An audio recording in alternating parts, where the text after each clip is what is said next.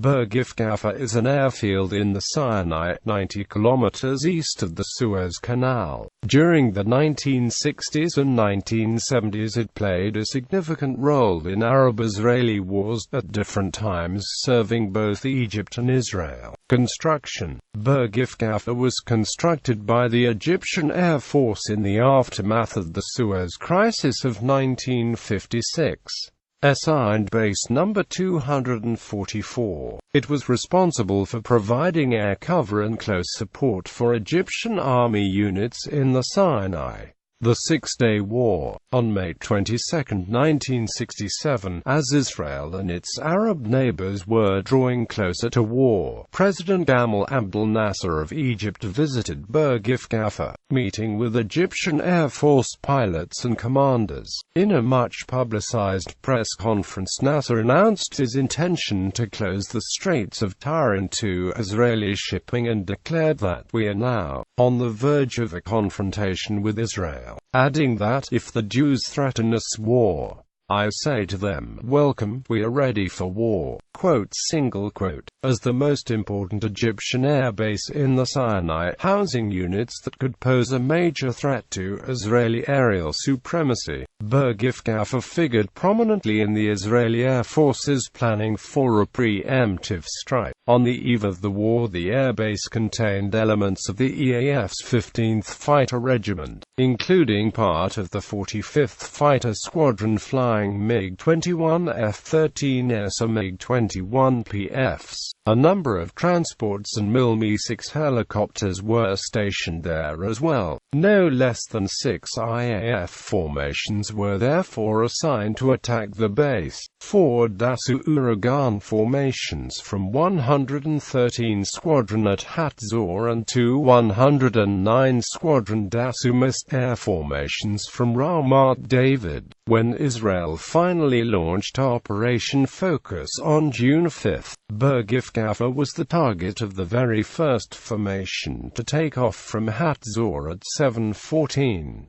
The 4 Ouragans, led by Captain Ranalon, struck the field at 7:45, hitting the runway and destroying several aircraft, including one MiG-21 which had just taken off. The MiG was downed by Captain David Yarov, who was himself subsequently hit by anti-aircraft fire and killed. The fierce anti-aircraft fire took its toll on the other aircraft as well, with a second Ouragan forced to perform a belly landing upon returning to Ramat David, while Captain Mordecai Levon became a prisoner of war after ejecting his stricken aircraft over the Mediterranean and swimming ashore at Gaza. By 9:05, when the first wave of Operation Focus was concluded, Bir Gifgafa had been hit by 3 more 113 Squadron formations and by 4 109 Squadron Dassault Mysterious.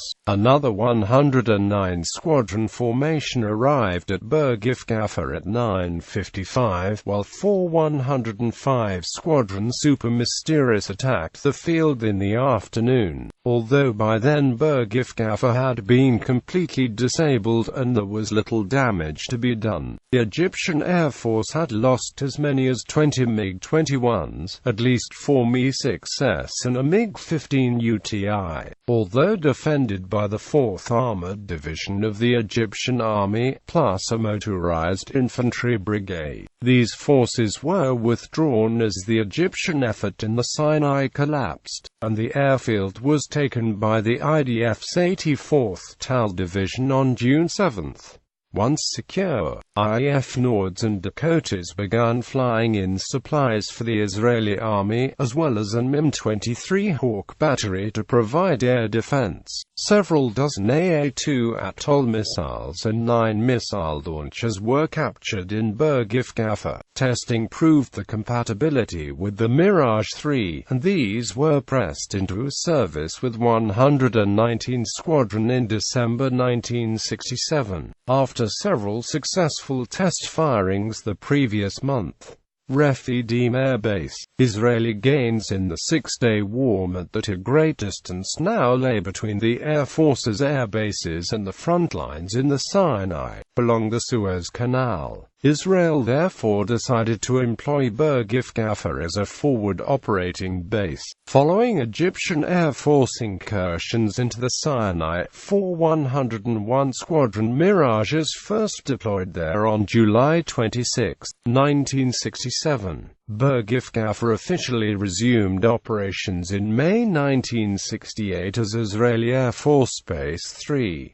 It was named Rephidim, after the station mentioned in the biblical account of the Exodus from Egypt. Despite having the most rudimentary installations at first, the field and its surrounding environs soon became the hub of all IDF operations in the western Sinai, housing various Air Force, Army and logistical units. It was also the IAF's transportation hub for the Sinai and was often frequented by the IAF's heavy transport aircraft, such as the C-97 Stratocruiser and Boeing 707, as well as lesser types. The War of Attrition as fighting intensified along the Suez Canal. The Israeli Air Force now dispatched its fighter squadrons on regular deployments to the airfield, with 4 pilots and aircraft rotating every 2 or 3 weeks.